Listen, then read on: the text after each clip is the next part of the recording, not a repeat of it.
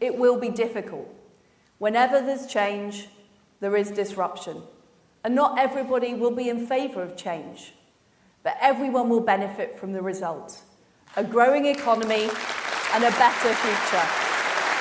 So interesting that we hear there the Prime Minister addressing that change is difficult and challenging times lie ahead. And it's certainly been a tough few days, let alone weeks, for the Prime Minister. There have been senior Tories coming out speaking against one of her key policies, which is surrounding benefits and whether or not to raise benefits in line with inflation. So there's certainly been a lot of argument going on in Birmingham over the past few days about that. But Liz Truss accepted that disruption is sometimes needed to make change, and it remains to be seen what sort of disruption that's going to look like going forward, and also how well this is all going to go down with the British public. First of all, we will lower our tax burden. Over the summer, we had a robust debate, and the Conservative Party will always be the party of low taxes.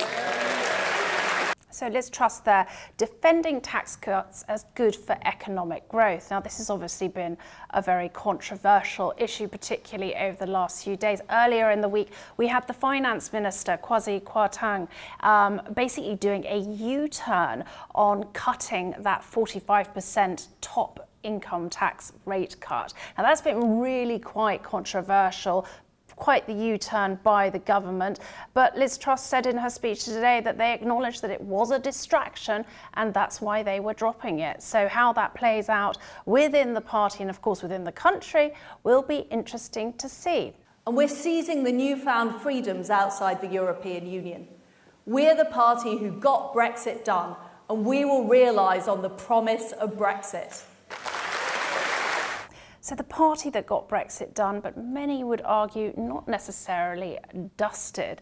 Now, Liz Truss there promising that all the red tape that's tying up business or better business between Britain and Europe will all be cut by the end of the year, opening up much more opportunity for businesses here and indeed with European partners. Now, we heard actually a few days ago at the same party conference from the Business Secretary, Jacob Rees-Mogg, who said that, we needed to have patience to see the benefits from Brexit. But of course, as millions of Britons are struggling with the cost of living crisis, there's not a lot of patience to be had. So they're certainly going to want to see things moving sooner rather than later in terms of those benefits from Brexit.